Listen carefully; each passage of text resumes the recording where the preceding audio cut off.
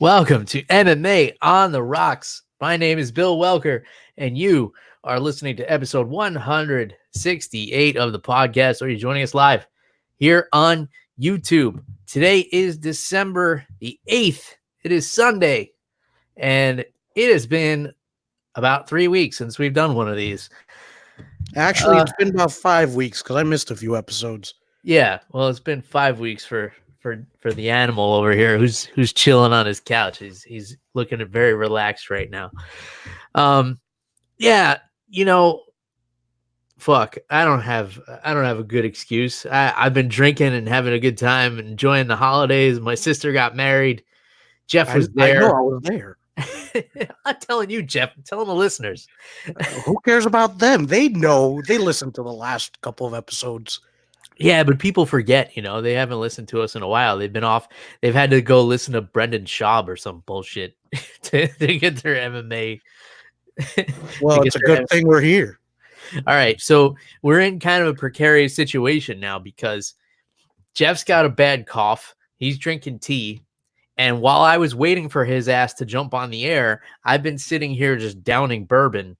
So one of us is going to have to carry the show. And I am not confident that either of us are capable of doing so. In any case, let me start from the beginning. So since the last episode, I took a road trip up to New York to go to my sister's wedding. I took about 4 days going, 4 days coming back.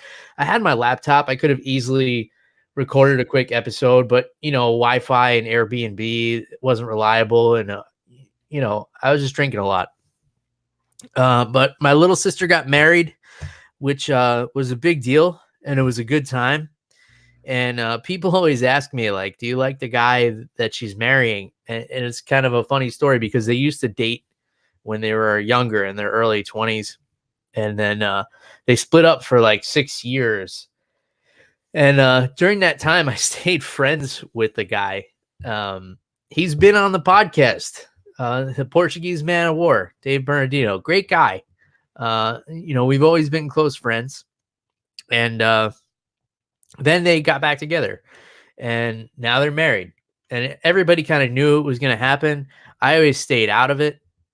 But everybody knew they would end up together, and now they are, and they're married, and it was a good time. And Jeff, we were having some good drinks while I was up there. You brought along a bottle of Lagavulin Special Edition, Ron Swanson Edition, or is it Nick Offerman Edition? Which is it? They're the same person, so it's all good. I know, but what's it called? Oh, it's the Nick Offerman Edition. Aged 11 years.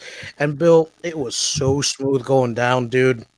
That was definitely one of the better products that Lagavulin has produced. Not to say that, everything Lagavulin puts out is amazing, but that one in particular sat really well with me, man.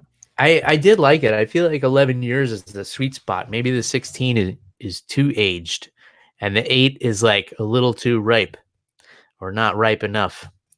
Yeah, that was good stuff. And we had a whole bunch of other things. I stopped at some distilleries, both going to New York and coming back. I stopped at some breweries, man, but you guys aren't here for all that for the most part, so we can get into that later if there's time. You guys are here for the MMA. We had weeks off from MMA, so that's why I didn't feel so bad about not doing a show for so long, because we didn't have much MMA going on. So last night we had UFC on ESPN 7, and that was in our nation's capital, Washington, D.C. It was headlined by Jairzinho, Rosenstruik, and Alistair Overeem. You guys are all well aware of Overeem and his credentials. I have been telling you guys about Jairzinho Rozenstruik since his debut in the UFC. And if you haven't listened to me, now that this guy is legit. Before we get into that, I do want to mention the fact that this card was meant to be headlined by Walt Harris. So we got to talk about this a little bit. So Walt Harris, understandably pulled out of this fight when his stepdaughter, Anaya Blanchard, was missing as of October 23rd. And As a parent, I can't even imagine what the family was going through during this time, not knowing if she was okay, and then ultimately finding out that she had been murdered. There's no greater tragedy in the world than a parent outliving their child. And whether that be a biological child or a stepchild, it's someone who lives with you and someone that you care for more than anyone, more than yourself. So there are no words to describe how fucked up this is. And, our thoughts are definitely with the family, Walt Harris's family, and Anaya's family as well. I can't even imagine what they've all been going through over the past month and a half while she was missing, and then finding out, the unfortunate reality. Apparently they caught the guy and he's been prosecuted, but nothing's gonna make that hurt go away. So we're definitely thinking about the families there. So the only way MMA on the Rocks would do it, we'll raise a glass to Anaya Blanchard and her family. All right. I don't want to start with the main event though, Jeff. I want to start with my man, Billy Quarantillo, making his UFC debut. If you guys missed this because it was on the prelims, Billy was meant to take on Chris Fishgold, who pulled out with like 2 weeks to go.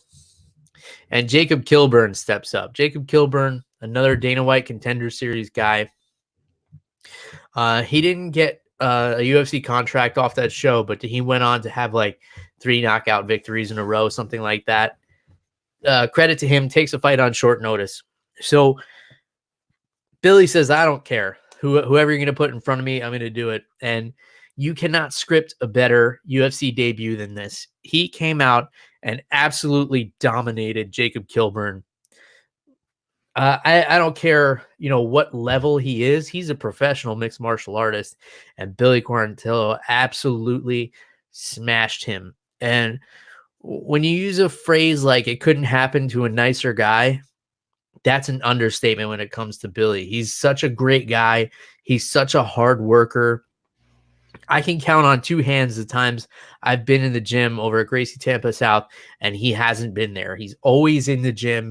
He's the first one there. He's the last one to leave. He's always got a smile on his face. You could tell that he loves this sport. He loves what he does.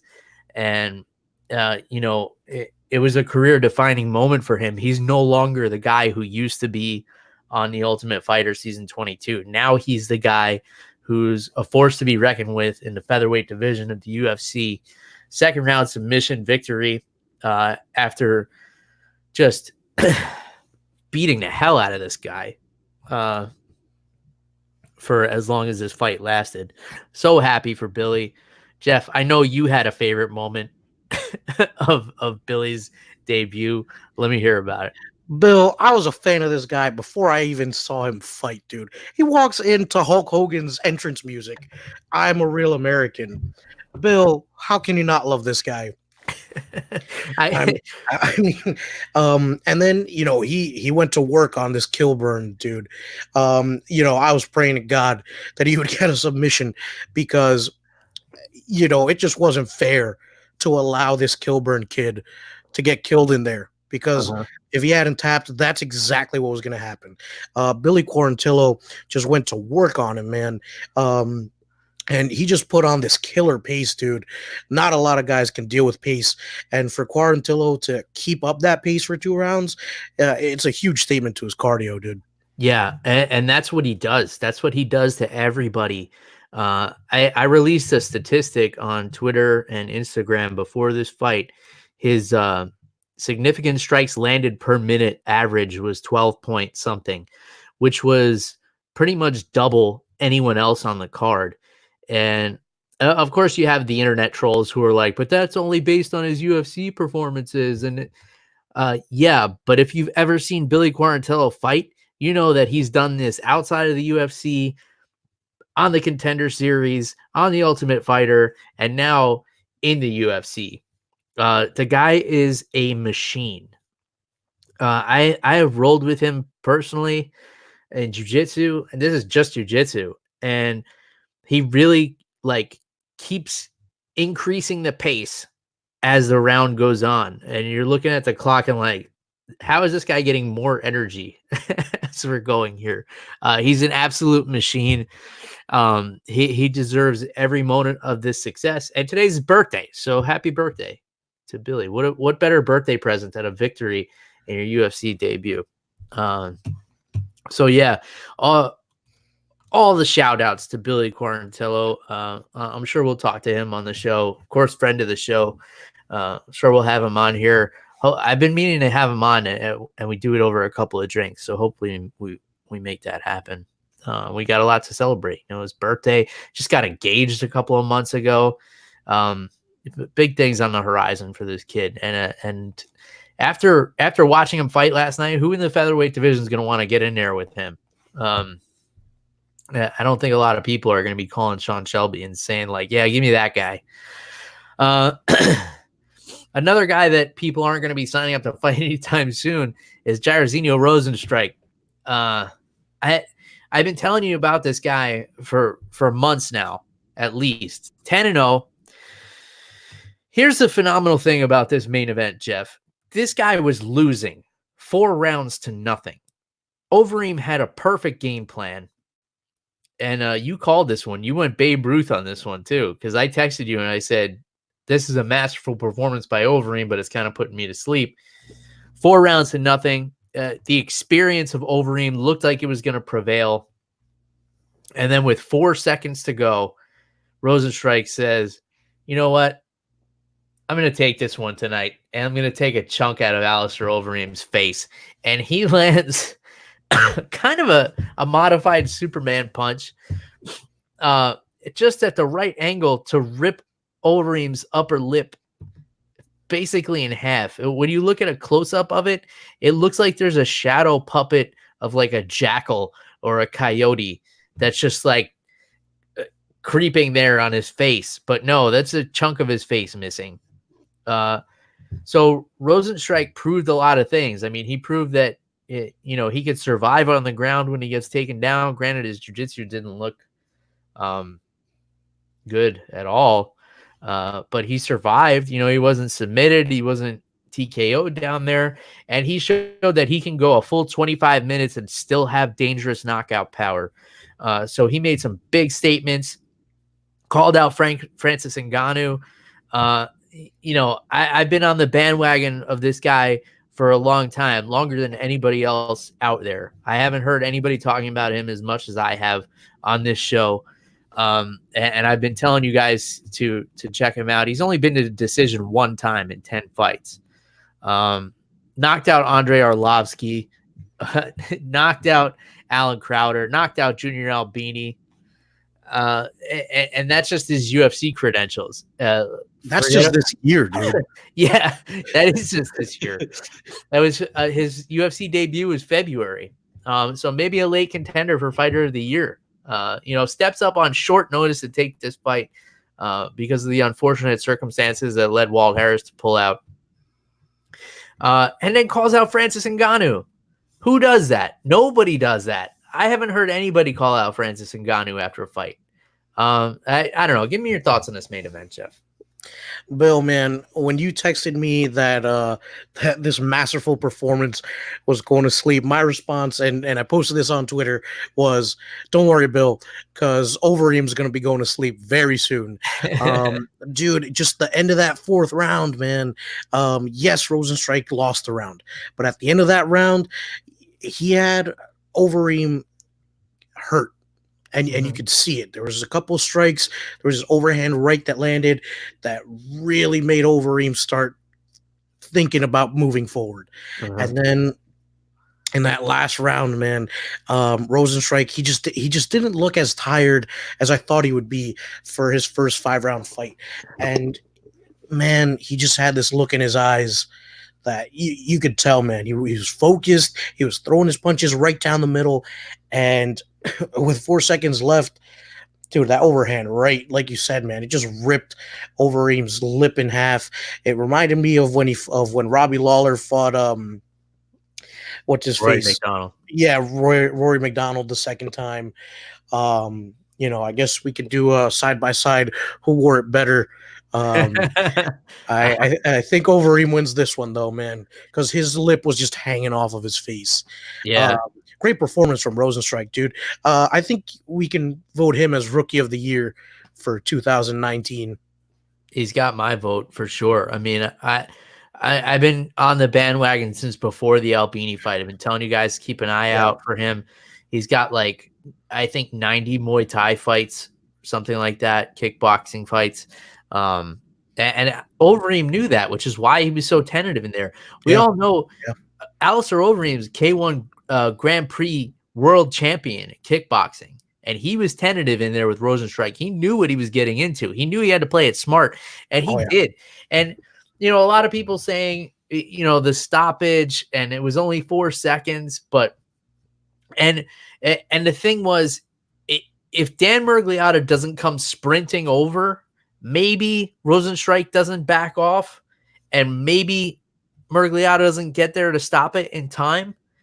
But then maybe Overeem is brain dead, or he's missing half of his face, and he looks like Harvey Two-Face if he takes another shot.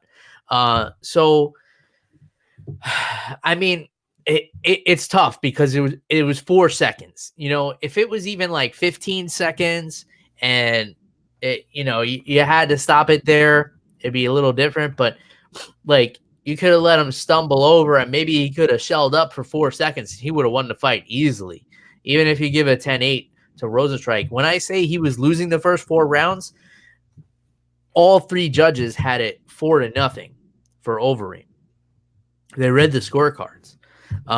So it just speaks to what a fucking crazy sport this is. And you never know what's going to happen. It's a game of inches. It's a game of seconds. And, this could have been a decision loss for Rozenstruik 4 seconds later if he just doesn't throw that punch, or if Miragliotta doesn't rush in there to save Overeem, which he was out on his feet. Oh yeah. He was stumbling away, and he argued the stoppage, understandably, because he's a fucking warrior.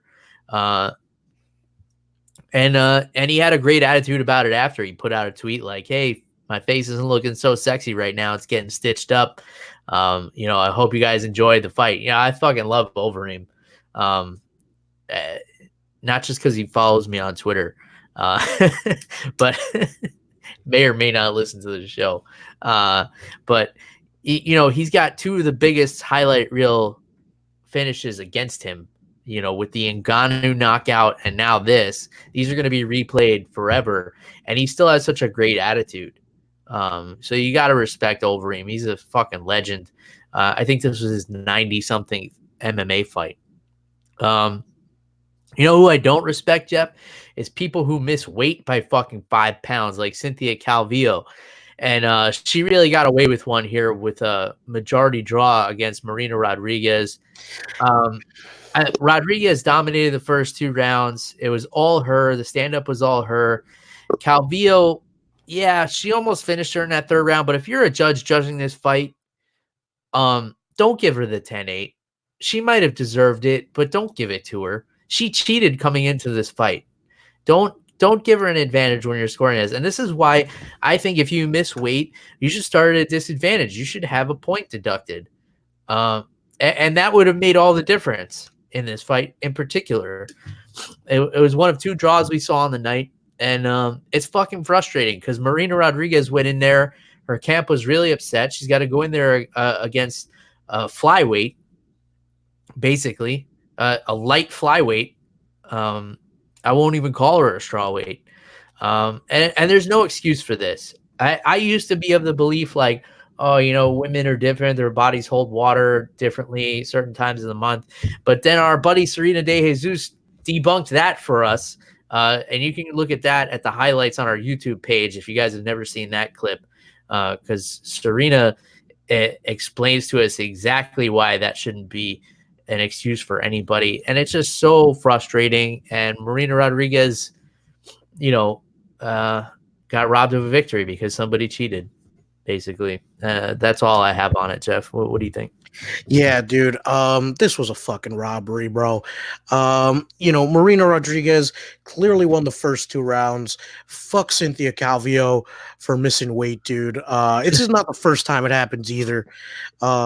It's time for her to move up to flyweight, man. Mm-hmm. And don't get it twisted. I like Cynthia Calvillo. I like how she fights, but you're gonna miss weight. Just move up a weight class if it's that hard for you to make the weight class you're at. And two, this the first fight that we had that was a draw. I agree that it was a draw. And Bill, you and I will talk about it in a little bit. I know we differ on that, but this was highway robbery, man. I think that the card was very, very exciting, and then this fight kind of just killed it a little bit for me. The main event did save it a little bit, but I was just really disappointed in how this one went. I think Cynthia Calvillo deserves the loss here. Even if you score that last round 10-8, listen, she missed weight. She doesn't deserve anything other than a loss in this fight. Yeah. And you miss weight twice, you should be forced to move up in your next fight. That's kind of what they did with Kelvin Gastelum, and worked out great for him. That's what they did with Charles Oliveira. It worked out great for him too. Oliveira for a while was begging to have the UFC let him go back to 145, but he's been doing great. He's submitting everybody. Yeah, so that's the thing about this card. There was some weird things. We had 8 finishes out of 12 fights, which is obscene. I'm not mad at that fact, though. Yeah, that's obscene in a good way. But we had the 2 draws, and then the other heavyweight fight, Ben Rothwell and Stefan Struve. Man, unfortunate set of circumstances and unfortunate set of nuts for Stefan Struve today, I'm sure. So here's what happened. Stefan Struve was hit with a low blow by Ben Rothwell. I don't think either low blow was intentional, because Ben Rothwell is not that kind of guy. He's always been kind of weird, kind of quirky, but he's never been a cheater. I think it's just the fact that Stefan Struve is so tall that you try to throw a body kick at him where you're used to throwing a body kick, and you've done 10,000 reps of that body kick. Yep. But that's not where his body is. That's where his dick and nuts are. And that's what Rothwell hit with a lot of force. Here's a guy in Ben Rothwell who has a lot of power. And Stefan Struve, we thought he wasn't gonna fight after the first time getting the low blow. He was down. He took the full 5 minutes. He was breathing heavy. He couldn't get up. He said he felt him in his stomach. So here's this 7-foot monster with his nuts in his gut, and he's like, all right, I'm going to continue. And then in the next round, he gets kicked again. And he comes back again. He could have, he might have gotten a DQ victory right there after the second time.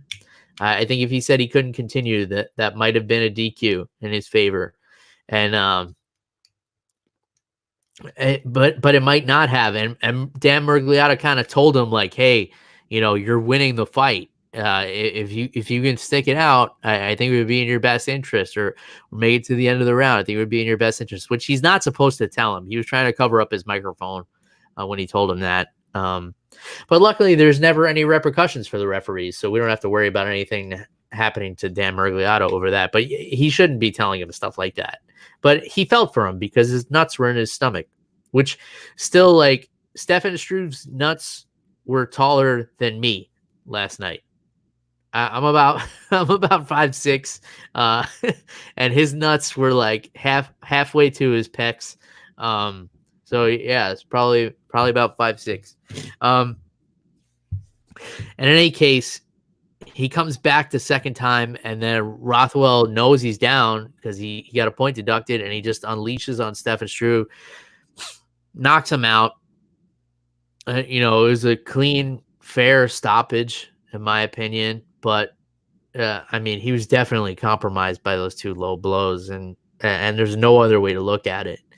And Rothwell kind of shook it off like, yeah, I know, but on paper, it's going to be a win.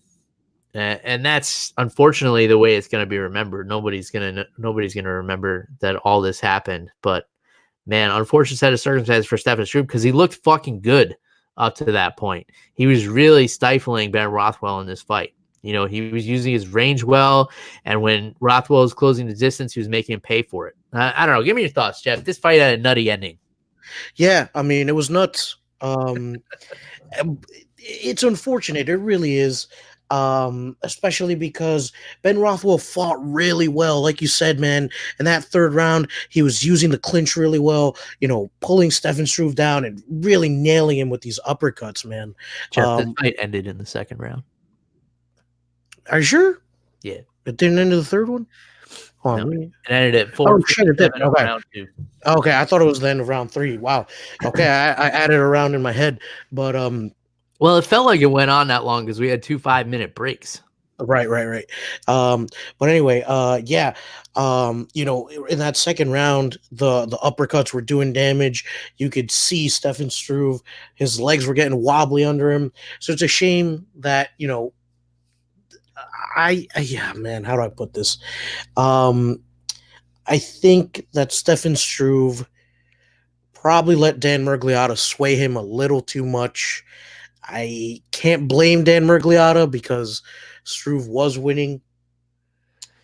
I mean, it probably would have been a no contest is the thing, and he was winning the fight. It's a tough one, man. Yeah. And then, he was fighting different after the first nut shot because when this happens, like you're thinking about it, you don't want to get hit there again. And then you get hit there twice, then it's in your head. And then you have a fucking animal like Ben Rothwell. Let's not forget the kind of fighter we're dealing with here. Here's a professional heavyweight with like 40 plus fights. He knows what's up. He kicking you in the dick twice. He knows what's up. He knows he lost the first round. He knows he's losing the second round, and he got a point deducted. What else is he gonna do? He's got to maul you. He's got to finish you. Yeah. And you can't fault him for that. Like, it's tough, man. Yeah. It's murky. It's real murky. I don't know how to feel about this one because, in my eyes, Struve was winning the fight handily. Everywhere, and he was definitely compromised by those low blows. Is a point deduction enough? Should a point have been deducted from the first one? John Anik made the point. He thinks a low blow should be a point deduction no matter what because it changes the landscape of the fight. I have a hard time disagreeing with that. Yeah, but you also hate John Anik, Bill. I don't. I like John Anik. Oh, sorry, it's Ariel Helwani. They look the same to me. I don't even mention that man's name on this show. I don't hate him. I don't hate anybody, Jeff. I just he doesn't have the type of journalism that I agree with. In any case, this is just it's a real murky one. You got to feel good for Stefan Struve the way he looked, and did he really lose this fight? It's hard to say because he was fouled twice and it clearly affected his performance. And he said as much at the end of the fight. But he did choose to go back in there. He could have taken the no, it could have been a no contest. They could have run it back and he could have beat him. The chances are they're not going to run this one back. In any case, Aspen Ladd looked good last night with a TKO finish in the third round over Yana Kunitskaya. After in the second round, she was on top of her barking like a Yorkie when the family's eating ribeyes at dinner. I don't know what was going on in that second round, but she was like yelping as she's punching Yana Kunitskaya in the face. And then she wound up on her back and she's still yelping and barking. And then she comes out like a woman possessed in the third round and finishes her in 30 seconds. Definitely a great performance from Aspen Ladd. I know she was really disappointed with her last performance against Germaine de Randamie, who's going to be fighting next week for the bantamweight championship. And that was after she had that rough weight cut. And, it was possibly the early stoppage, but maybe Herb Dean stopped it early because he saw the weight cut video. And there was that whole, that was a murky one too. But this wasn't. This was a clear-cut, dominant victory for Aspen Ladd, and I thought she looked phenomenal. Give me your thoughts, Jeff. Yeah, dude, Aspen Ladd was fucking scary, especially in that second round when she was growling at this woman while punching her in the face from on her back. It was weird, Bill, but I liked it. I liked the intensity, man.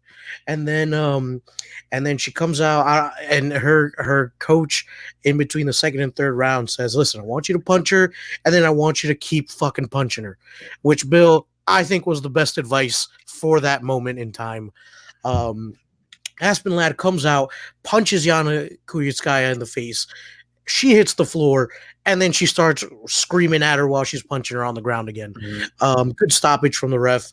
Good fight from Aspen Ladd. I think, she had a misstep in her last fight, but I think she's back in the top contention here of this women's, is it bantamweight? Yeah, in this women's bantamweight division. I'm a fan of Aspen Ladd. I like how weird she is. I like the madness when she fights. Excuse me. And then after the fight, she just goes back to being a nice person. Yeah. All right. We got a question here on the YouTube chat here from Stat Klingon. I think I'm reading that properly. He wants to talk about Kilburn, which was Billy Quarantillo's opponent, and will he ever fight in the UFC again? So we addressed this off the top of the show because Billy Quarantillo is a training partner of mine, so I wanted to talk about that fight first. Kilburn's a good fighter, and it always works in your favor when you step up and help the company out, which is what Kilburn did, stepping up on 2 weeks' notice to help the company out when Chris Fishgold pulled out of this fight. However, given the fashion that he was beaten and the fact that he was submitted on Dana White's Contender Series, he had a couple of knockouts after that, but it was in island fights, which is a mixed bag promotion. Sometimes you get guys who are on the verge of the UFC, and sometimes you get guys who are, just there to pad records. And that's a sad reality of it. I think he definitely, he earned some good stock with the UFC, but I don't expect him to be back anytime soon. He's going to have to go and build his record up a little bit more outside of the UFC after getting dominated the way he did against Billy Quarantillo last night. But I've seen him fight in the past, and last night was definitely not reflective of his overall skill set. So I think if he goes and racks up a couple more wins, we could see him in the UFC again. It's definitely possible. Like I said, you definitely get a lot of brownie points for stepping up on short notice. Like, he was one of the only guys around who could step in, make the weight, and show up on fight night, which he did. And he gets a lot of credit for that. All right, Jeff. Song Yadong and Cody Stamann. You and I saw this one differently. This was a draw. So Song Yadong gives a grounded knee to Cody Stamann in the first round. He gets a point deducted immediately. You can see that the blow affected Cody Stamann. It dazed him. He was clearly in a lot of pain over it. So Kevin Mulhall does the right thing, stops the action, deducts a point. The way I saw it, Cody Stamann wins that round, and he gets the extra point. And then I saw him winning an additional round after that. I thought it was a clear-cut victory for him. I know you saw it the other way. You saw Song Yadong winning the second and third. I thought Cody's wrestling was enough to get it done. He could have taken a DQ victory here, but he wanted to stay in there and prove that he was the better fighter. I think he got robbed by the judges, and I know you saw it differently, so let's hear your side of it, Jeff. I'll be honest with you, Bill. I thought the first round was actually a 9-9 round. I just didn't see Cody Stamann doing enough in that first round to get a 10-point round. Even with the point deduction, I still felt that it was 9-9. The second round, Cody Stamann, he landed a nice takedown, held Song Yadong down for a bit, but Song Yadong was able to just pop back up. And I felt like he really won rounds 1 and 2, except for the point deduction. So tied the first round, won the second round with his stand-up. His stand-up looked really good. He hits hard. He looked a little flustered, like it kind of got in his head a little bit that the 1 point was taken away. But I felt like in the second round he really got his act back together. But I'll give it to him, Bill. I thought Cody Stamann looked absolutely fantastic in the third round. He held Song Yadong down for about 3 minutes, which we've talked about a million times on the show. When someone doesn't want to be held down, it's unbelievably hard to keep them down. And I felt like if Cody Stamann if I'd seen a little bit more of that in maybe the second or first round, maybe I'm giving you a different story. Maybe I would have been convinced, but I honestly felt that the judges got this one right. I felt like this one was a draw. But yeah, man, that knee in the first round really ruined things. Because then it throws off how Song Yadong's going to approach it. It kind of got in his head a little bit. The scorecards are a little different. So, it's a shame we had that happen. I saw it the other way. I was so impressed with the fact that Stamann was able to perform the way he did after taking that shot, because it clearly impacted him. He was basically knocked out from that. If that were a legal blow, the fight could have been stopped right there, and would have been a knockout for Song Yadong. So the fact that he was able to come back and control any part of the fight after taking a blow like that really impressed me. So I guess it's all about perspective, and you and I are typically on the same page, but every now and then we see things differently, and that's okay. To make a little bit more sense of the way the judges were viewing things, Rob Font gets a victory over Ricky Simón, and we both saw this one the same way. Ricky Simón had some nice takedowns. He had some nice ground control. We all know how hard Rob Font is to get to the ground. So the fact that Ricky Simón was able to get him there and then keep him there for a little bit, granted, Rob Font did an excellent job of getting back to his feet. So if you don't know anything about these two fighters, you might think that Ricky Simón was doing a great job keeping him down. Or if you do know about Rob Font's takedown defense, you would think that Ricky Simón was doing a great job keeping him down. But on the feet, it was all Rob Font. It was all that jab. The feinting, he was making Ricky move on his feet and showing his inexperience in boxing by making him move on those feints and then just sticking that jab in his face and bruising his face up. And I think he even took Ricky down at one point. He reversed the roles, and Rob Font showed a little wrestling there. I thought he looked great. I thought he won 2 rounds. The judges got this one right. I know you and I are on the same page about this one, but do you have anything you want to add? Yeah, dude, Rob Font looked absolutely phenomenal in there, and we haven't seen him in a while either. So I definitely gave him rounds 1 and 3. Second round was more for Ricky Simón. I thought that the wrestling really won him that round. But, dude, credit to Rob Font, man. I mean, Ricky Simón, really high-level wrestler. But Rob Font's takedown defense is nothing to point your nose at either. So, stylistically, I thought this matchup was great. Rob Font, dude, that jab, I think you should sell it, man. Put it in a bottle or something, because that jab was doing wonders for him. And like you said, the feints on the feet, Rob Font looked so good, man. And in the first round, he let Ricky Simón know that he could wrestle too, and he took his ass down. So I thought that really kind of set the tone for that fight. Rob Font showed Ricky Simón that he's not afraid to get in there, get gritty, grapple with him. So a really good job of not allowing Ricky Simón to get his wrestling game going. Mm-hmm. So great stuff from Rob Font. I'm a fan of his, always been a fan of his, and I'm glad to see him back in the cage after a year and a half off, I think. Yeah, the guy just couldn't get a fight, and something fell apart with his last fight. Somebody pulled out. I can't remember the details exactly because there was so much going on at the time. But one last thing I want to say about this is I think it's understated the diversity of Rob Font's striking ability, because he can fight like in a traditional Muay Thai style, and then last night we saw him show some real Western boxing skills. I believe Muay Thai is his base. I know people who have trained Muay Thai with him and have told me, so this is secondhand accounts that he can spar traditional Muay Thai and do well, very well. In fact, he could probably fight in Muay Thai and do well.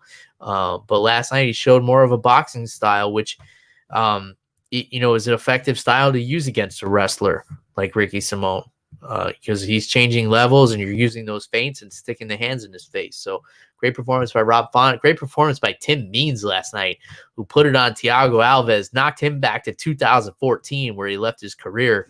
Like I told you last night, Jeff, he basically knocked him out. The guillotine was just the icing on the cake. Gets a submission victory. I think probably the knockout over Alves would look better on paper since he's shown susceptibility to submissions in the past. But nonetheless, Tim Means looked on top of his game last night. It was a great performance by him. Hopefully we get to see him on that New Mexico card. Anything about this fight, Jeff? Yeah, dude. Thiago Alves, a tough guy to finish, whether it be submission or knockout. So good for Tim Means, man. And we've talked about this 100 times on the show. When Tim Means can be hot or cold, but man, he was red hot last night, dude. Good for him. Thiago Alves, tough dude. I'm sure he was a lot tougher back in 2012, but good win for Tim Means. And Bill, I'll be honest with you, I think I enjoyed this undercard more than the main card. The undercard was so much fun. The prelims were fire, and I'm not just saying that because my buddy Billy was on there. If any of you heard that very satisfying cork pop, that was me cracking a new bottle of Buffalo Trace because I killed the last one while I was waiting for Jeff to make his tea and come on the air and help his friend with car trouble or whatever you're doing, Jeff. And readjusting your equipment because your lights went out, and it was a whole mess to make this show come together. But we had to do it because the people have gone like a month without any Animal Wilson. Yeah, the masses were pleading, so they were. Speaking of which, I want to thank everybody who has been bugging me about not doing an episode the last couple of weeks. Some people might be annoyed by that, like, hey, I got a life too, but I do appreciate the fact that you guys are missing MMA on the rocks in your life. So, if I'm slacking, call me out on it by all means. I am not slacking on the bourbon right now, Jeff. We're going to take a break from the MMA action. I want to talk about this real quick because I'm drinking Buffalo Trace, which is one of my standard go-tos. It's a fairly cheap bottle. You should be able to find it for about $30. Buffalo Trace also makes a lot of great stuff like Blanton's, Sazerac Rye, Colonel Taylor, Eagle Rare. There's a lot of great stuff that comes out of the Buffalo Trace distillery, but it's very hard to find, especially in Florida. So on this road trip, I was hunting for bourbon as I went up and down the coast. And when I got to New York, I found it the most plentiful, but I also found a lot of price gouging. So places were selling bottles of Buffalo Trace for like $60. Granted, I did find it a little cheaper. I was able to grab some bottles for like $25-$30 while I was up there. But Blanton's, which is it's like winning the lottery finding a bottle of Blanton's down here in Florida.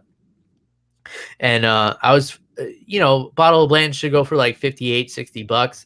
I was finding it for like $120, $150, $160 even I saw it for. I was taking pictures of all this, like price gouging up the ass.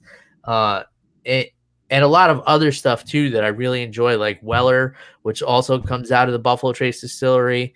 I saw some Pappy Van Winkle while I was up there, some George T. Stagg. For those of you who don't know about bourbon, I might as well be speaking Russian right now. But some of those bottles, $400, $500, $600, $1,100 for a bottle of Pappy Van Winkle, which retail market value should be going for like $100. But it's so hard to find, and these mom and pop liquor stores know that, so they jack up the price 200, 300, 400% sometimes, and it's a crying shame. But I was able to walk away with some bottles of Buffalo Trace. Buffalo Trace is a wheated bourbon, so obviously most bourbon is made predominantly out of corn. Buffalo Trace has a little bit of wheat in there, which I think smooths it out a little bit.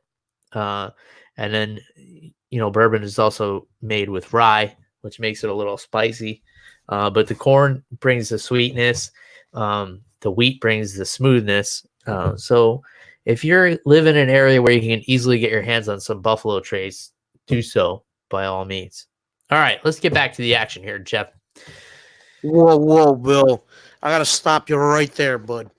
Because, Bill, you brought this bottle to the wedding. Uh-huh. The night before, we're drinking with Dave and your sister Lisa and the wife and your brother Rob. Bill, you brought this bottle. I forget what it's called, but it tasted just like peanut butter ice cream. And as soon as I tried it, I was like, Bill, this is going to mess me up because it tastes delicious. I'm going to drink half the bottle and not be able to drive when I stand up. Yeah. Could you just remind me what that was called? Yeah, well, I think you did drink half the bottle, and I think you were not able to drive when you stood up. But it's Screwball, and Screwball spelled with a K, so Skrewball. Yeah, peanut butter whiskey. I talked about it a couple of weeks ago on the show. I brought a bottle of that up to New York because I didn't know how readily available it would be there. I brought a whole bunch of stuff up. Little sister's getting married. She put me in charge of bringing cigars and bourbon to pair with the cigars at the wedding, which, I brought some hand-rolled cigars from Ybor City. I brought some Angel's Envy bourbon, which is a port-finished bourbon, a little on the sweet side, to go with the lighter cigars. And I brought a Talisker Storm scotch, peated scotch, to go with the darker cigars that I brought. So, yeah, Screwball peanut butter whiskey. Good stuff. You pick up a bottle for like $23. I would equate it to the quality of like a Fireball. It's a little bit, on the syrupy side, like kind of like a liqueur. But it does have a little bit of a whiskey bite, but super smooth on the back end. And yeah, like you said, it's like peanut butter ice cream melted in your mouth. It's a nice mouth feel on that one. All right, let's back to some MMA. Bryce Mitchell with a body twister submission over Matt Sales, only the second one in UFC history. I believe the first was courtesy of the Korean Zombie a couple of years ago. This is a very rare submission in MMA, and not because it's super tricky to pull off. It's really because it's super easy to defend.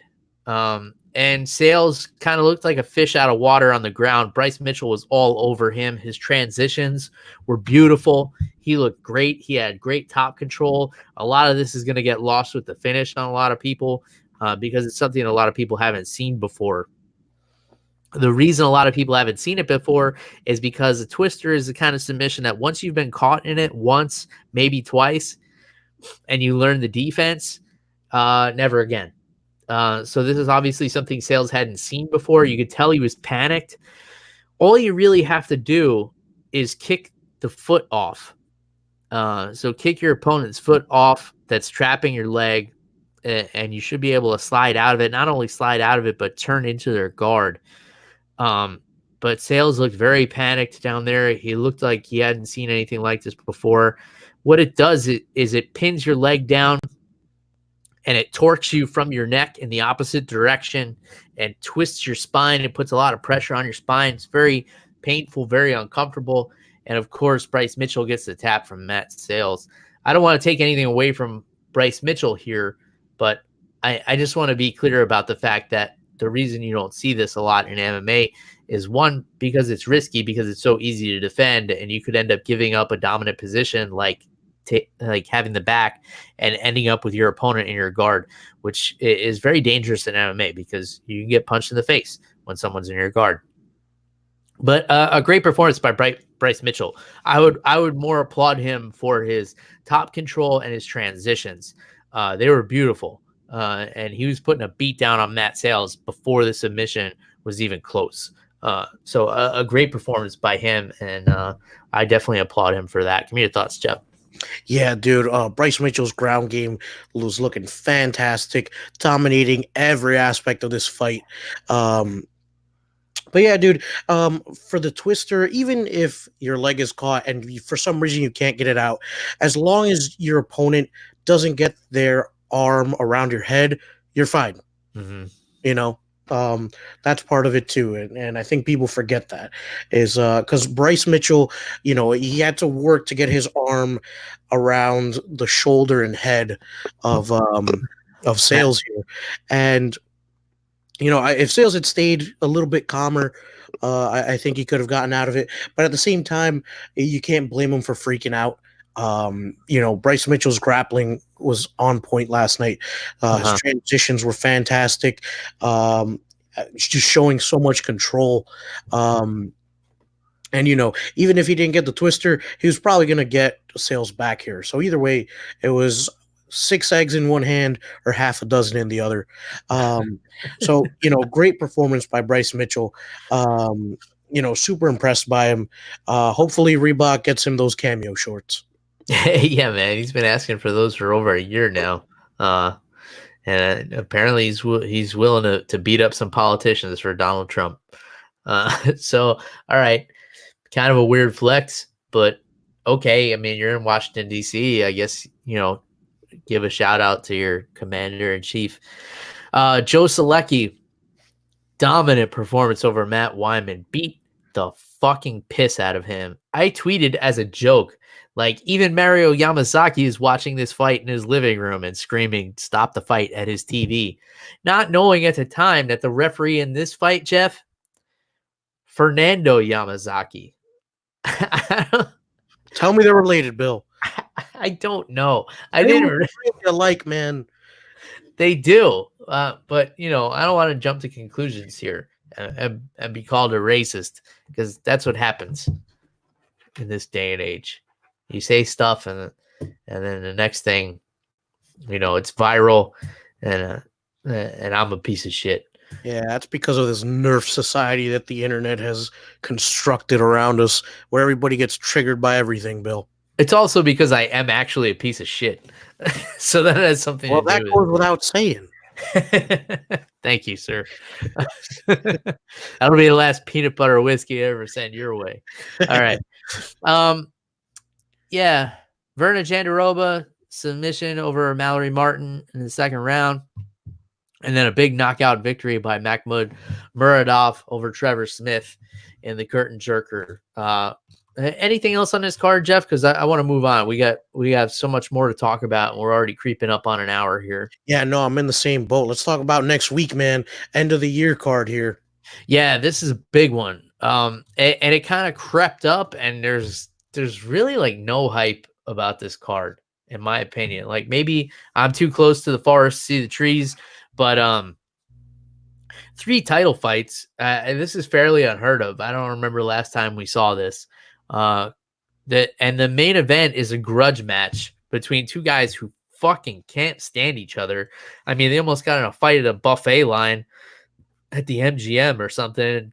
Colby Covington threw somebody's grandma in the way, and Kamaru Usman's manager was trying to fight him, and we know he can't fight. So it was all kinds of madness. These guys don't like each other. They have an identical record at 15-1. They've both been submitted one time early on in their careers. Usman is coming off of his completely destructive performance over the former champ Tyron Woodley, and Colby Covington has been smashing everybody. I mean, we've all heard the story now where he was about to get cut before he fought Damian Maia. They told him, win or lose, you're kind of done after this one. We think you're kind of boring. You don't have any personality, et cetera, et cetera. He beats the piss out of Damian Maia. He calls the crowd filthy animals, and he says Brazil is a dump. And that clip goes viral. Everybody wants to kill Colby Covington, and the UFC is like, "Oh, we have to keep you. We're going to re-sign your contract." He goes on, to beat up Rafael dos Anjos, worse than Kamaru Usman did. He beat up Damian Maia worse than Kamaru Usman did, and then he beat up Robbie Lawler, who's teammates with Kamaru Usman. And he dominated him. Colby Covington puts a pace on guys that is so relentless that the only person I can compare him to is Kamaru Usman, who puts a pace on guys that is so relentless. The only person I can compare him to in this division is Colby Covington. This is going to be a battle of who wants it more and who doesn't let the other guy get in their head, in my opinion, because they both have very similar styles. Colby Covington is a little bit smaller. He doesn't cut a lot of weight. He doesn't believe in that. He likes to fight closer to his natural body weight. Kamaru Usman is a big dude for this division. They both have outstanding wrestling credentials. Colby Covington, Division I All-American. Kamaru Usman, Division II All-American. Covington out of Oregon, and Usman out of... He's from Nigeria, Bill. Yeah, I know that, but I'm thinking about where he wrestled, Jeff. Oh, I couldn't help you there. But, Bill, while you're thinking of that, unpopular opinion, I'm super excited for this fight, man. It's two similar styles. I know not everybody is a fan of grappling. I know everybody likes to see knockouts. But listen, man, these guys are masters of their craft, all right? When two masters of their craft go head-to-head, it's explosive. And this isn't going to be... It might not be fun to some people. It's going to be a grind game. It's going to go 5 rounds. But the thing is, both of these guys can keep such a high pace for 5 rounds. Just look at what Kamaru Usman did to Tyron Woodley for 5 rounds. He beat the shit out of him. That's the same thing that Colby Covington did to Robbie Lawler and Rafael Dos Anjos and Demian Maia. I mean, I think you're right, man. It's about who wants it more. It's about who can implement their game plan better. This fight's going to be awesome, dude. University of Nebraska. That's where he wrestled. Dude, are they like a good wrestling program? Yes. Very good. Very good.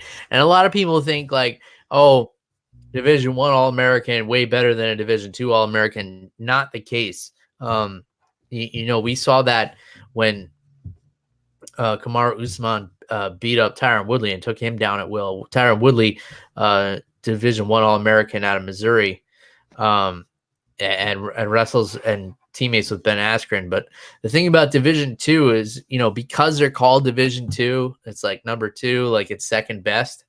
It's not the case. It's just, it's based on the size of the school and everything like that. But the D2 guys tend to have more of a chip on their shoulder because they think like, oh, I'm not a D1 All-American. People don't think I can wrestle as well. So they feel like they have a little something more to prove. Yeah, and just to add to that, Bill, before we move on here, Division I also refers to the amount of money that you will get in scholarships for doing a sport. Division I, you'll probably get a lot more money towards a scholarship than a Division II school.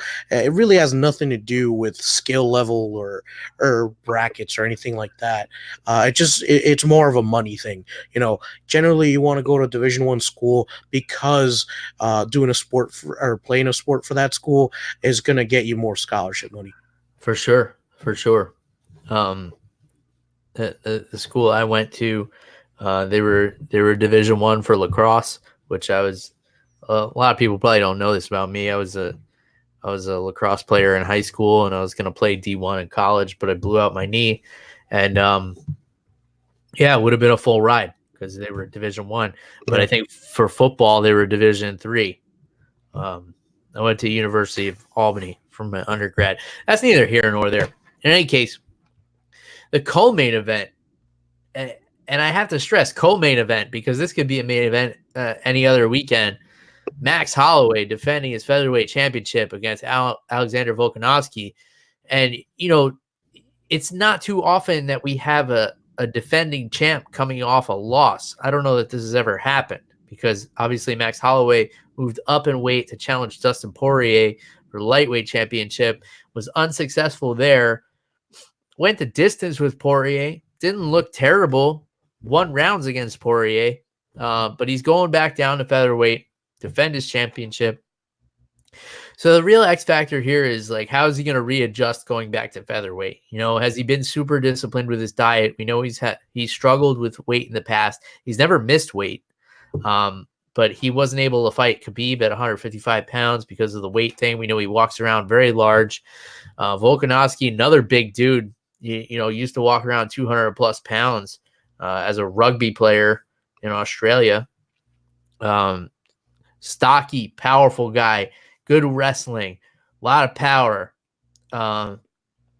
Max Holloway, volume, fights like a Diaz brother. He's going to be sticking punches in your face until you break. And he's going to be there the whole time. Hasn't been finished in a long time. Hasn't lost a fight at featherweight in a long time.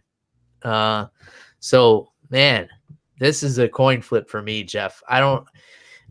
Part of me wants to think like there's levels and Volkanovski's not ready for Holloway, but then, there is that X factor. Like, does Holloway really want to be at featherweight? And that's what's going to be the difference maker to me. Like, if Holloway shows up and he's not fully prepared, he has a rough weight cut, it's going to be a hard night for him. We know what we're getting out of Volkanovski. That's not going to change. He's gonna come in on fire, and he's gonna come in prepared, and he's gonna come in looking to take Max Holloway's head off. Then there's the reach discrepancy. Holloway's probably got a big reach over Volkanovski. I don't know. What do you think about this one, Jeff? Yeah, man, tough call. Volkanovski's very well-rounded. I would agree that I don't think he's ready for Max Holloway, but I didn't think TJ Dillashaw was ready for Renan Barao, and he kicked the shit out of him twice. So, anything could happen. That's the beauty in the sport. And, I think it's a really interesting matchup. Both of these guys are well-rounded, but they are better at specific areas of their well-rounded games. Like you said, Max Holloway, volume puncher, killer cardio, very versatile in terms of striking and being on the ground. Same for Volkanovski. I don't know if Max Holloway is somebody you're going to want to wrestle. I don't think that Max Holloway is someone you're going to want to take down. But Volkanovski also has a lot of power in his hands. Is Max Holloway, is he going to keep that in the back of his mind while, trying to light him up? So many X factors in this one, man. I'm really excited. And like you said, this would be a main event on any other card. Mm-hmm. You know what else could be a main event on any other card? Amanda Nunes and Germaine de Randamie. A lot of people are not a fan of Germaine de Randamie because, she won that controversial fight over Holly Holm where she hit her after the bell twice and didn't have a point deducted and kind of lost the fight, but won the decision, won the featherweight championship, and then gave it up because she didn't want to fight Cyborg, allegedly. She says it's a different story. I don't know. In any case, this is a rematch, Jeff, from 2013, in which Amanda Nunes knocked out Germaine de Randamie in the first round with elbows. That was UFC Fight Night 31, ages and ages ago. Since that time, Germaine de Randamie has not been nearly as active, but her last 3 wins, Aspen Ladd, Raquel Pennington, and Holly Holm, nothing to shake a feather at. She's only fought 5 times since losing to Amanda Nunes. Amanda, since fighting Germaine de Randamie, has gone on after losing to Kat Zingano immediately after she went on to win 9 in a row, including 2 world championships, and knocked out Holly Holm and Cyborg and Raquel Pennington in her last 3 fights. So much better resume for the champ, Amanda Nunes. de Randamie thinks, she has what it takes. She hits hard. She's knocked out a man, I believe, in Muay Thai. And Saturday night, she's going to see if she can knock out Amanda Nunes. I don't know. Give me your thoughts on this one, Jim. Excuse me. Dude, this is a tough one, too. And I mean, it's a tough one for Germaine de Randamie. She's stepping down a weight class. She was the champ at 145. Personally, I think it would be in her benefit to fight for the featherweight belt instead of the bantamweight belt. I think that she's going to give up a lot of power by dropping those 10 pounds. And Germaine de Randamie, she's a big girl, man. Cuts a lot of weight. I don't think it's a good idea to challenge for the bantamweight belt when you could just as easily challenge the same person for the featherweight belt. But maybe that's part of the plan. Maybe she realizes that, hey, those 10 extra pounds are the reason that she was able to knock out Cyborg so easily. So maybe that's why she wants a Nunez at 135. Maybe she sees something that we don't. But I'll be honest with you, Bill.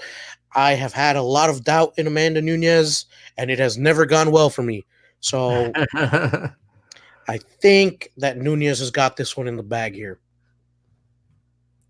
Yeah, I mean that's a fair assumption, especially since she's knocked out their enemy before.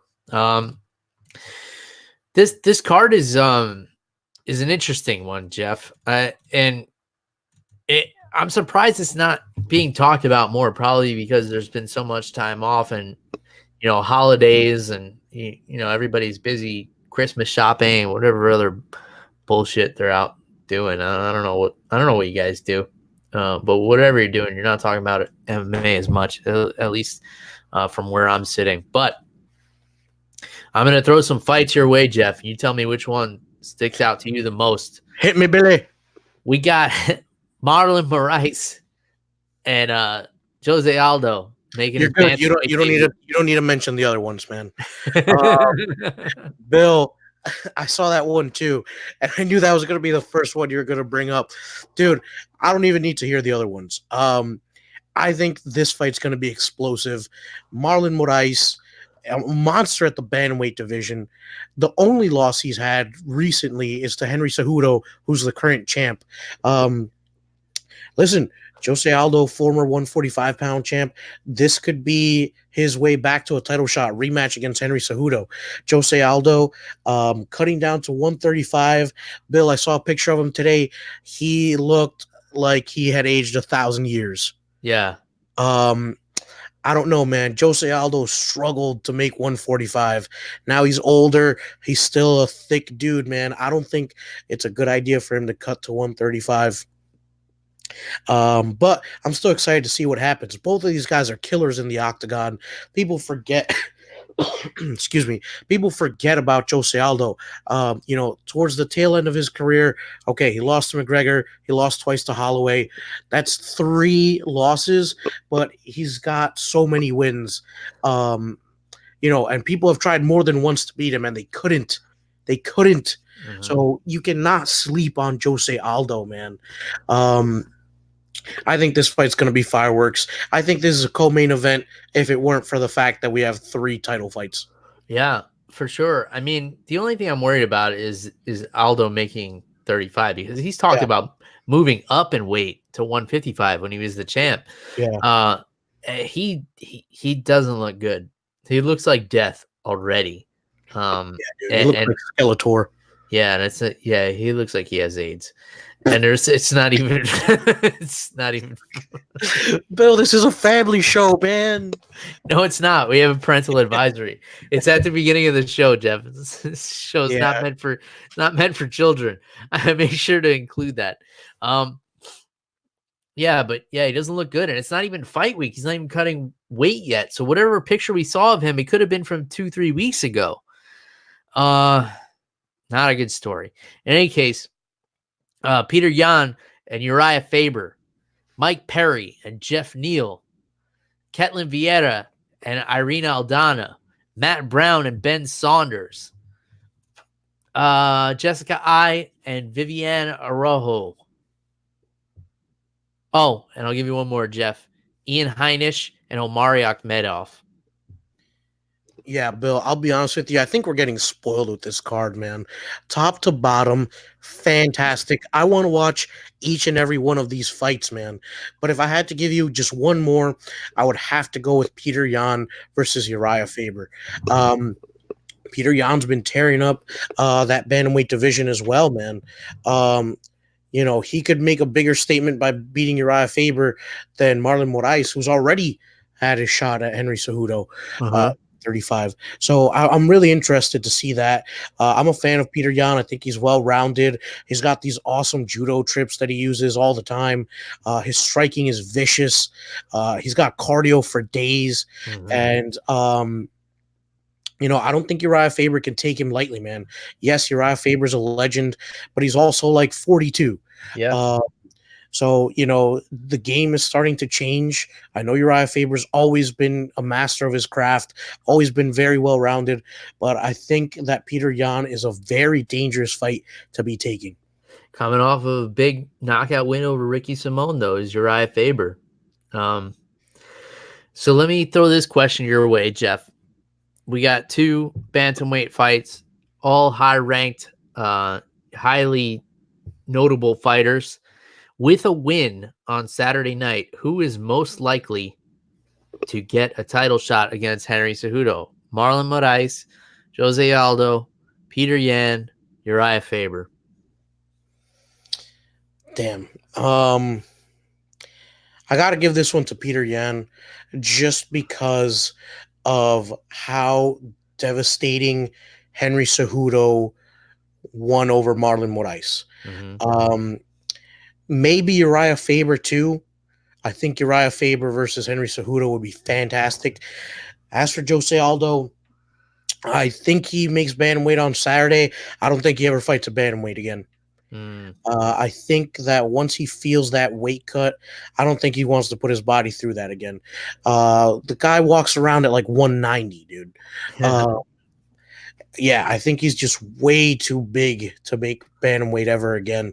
But yeah, I would have to say either Uriah Faber or Peter Yan. I'd actually love if Uriah Faber won, because Peter Yan's young, but I'd love to see Uriah Faber versus Henry Cejudo. Just that old school versus new school, both really good wrestlers. And I'll be honest with you, Bill, I'd love for Uriah Faber to win a UFC belt. I'm always talking about how I'm a fan of Dominic Cruz, which I am. He's probably one of my top 3 favorite fighters of all time, but I'm a fan of Uriah Faber too. And I always felt like it was a bit of a shame, Uriah Faber was never able to really, Dominic Cruz was the bantamweight champ for so long, and he just had Uriah Faber's number, and then Cody was the champ. He couldn't fight him because they're on the same team, and TJ, they were on the same team for a while. So I'd like for Uriah Faber to really be able to ride off into the sunset with a UFC belt, but if not, I'd pay good money to watch Peter Yan fight Henry Cejudo. I think those are my 2 picks out of those 4. That'd be a good fight. I would think.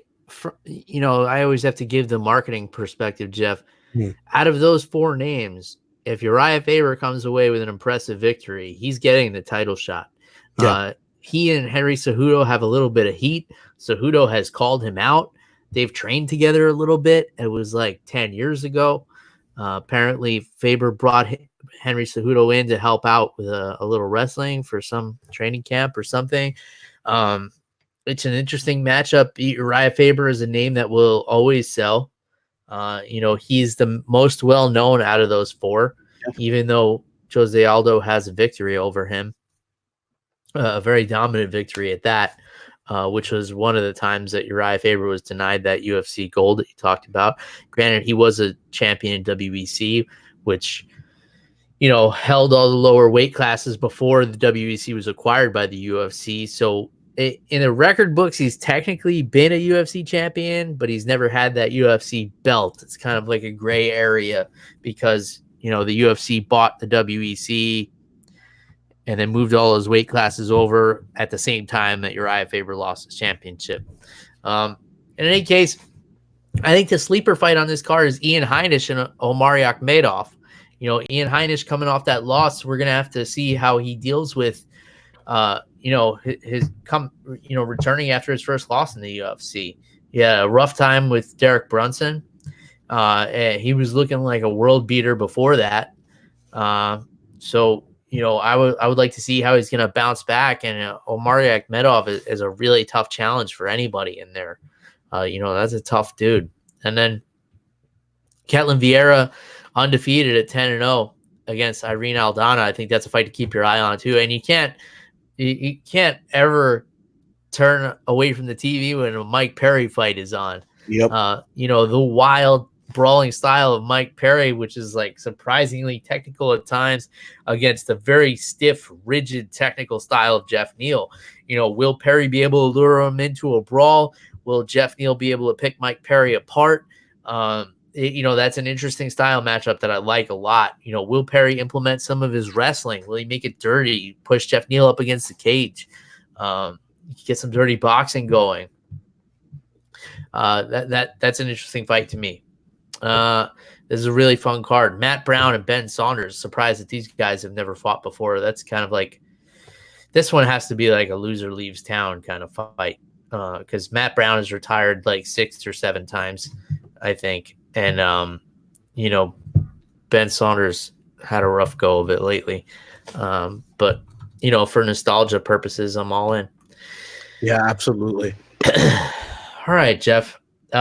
I mentioned earlier that I had the road trip both ways, so I'll just talk about that real briefly. On my way up, I stopped just outside of Fredericksburg, Virginia, and I popped into a whiskey distillery, A. Smith Bowman, and I loved everything they had. They do bourbon. They also do some gin and some vodka, I think, some other stuff, but I don't drink any of that stuff, Jeff. I like whiskey. And Virginia's a weird state. They can only give you a tasting of like so many things. And I'm like, all right, well, let me try all of the bourbons. They do a port finished bourbon. So they take barrels that were used to age port wine, which is a sweet dessert wine. And they put the bourbon in there, and it brings all of that sweet flavor out of the wood. And it gives it a real smoothness and a real sweetness. It's almost like a dessert bourbon. It won Bourbon of the Year, Whiskey of the Year at the World Whiskey Awards in 2016. I was like, wow, I really like a lot of these whiskeys. Come to find out, Jeff, A. Smith Bowman is owned by, take a guess. Lagavulin. No. Buffalo Trace. Buffalo Trace, that's correct. So technically the Sazerac company, which is also owned by Buffalo Trace. So they use like similar mash bills. I was like, man, this tastes really familiar. It's really good whiskey. I really like it. And after I bought a bottle of the port finish, finished it that week with my sister and her now husband. We killed that bottle in a night, just sitting around shooting the shit sometime between the wedding and Thanksgiving. I can't remember. It's all a blur now. We finished that bottle, and I was like, man, that was really good. Come to find out, owned by Buffalo Trace now. So it's a shame that this stuff is hard to find, but A. Smith Bowman, if you find them on the shelves, good stuff. Very similar to Buffalo Trace. It's got that sweet bourbon flavor that tastes like home. In any case, I hope everybody had a really enjoyable Thanksgiving. I hope everybody is enjoying the hustle and bustle of the holidays. I hope you're all having better luck with your bourbon hunting than I am. I want to hear about it on social media, and Jeff wants to hear about it on social media. We want to hear about your opinions about mixed martial arts on social media. And we both apologize for taking so much time off, but at the same time, we're just living life, man. We do this for free. So if you want your money back, you can have it. Wait.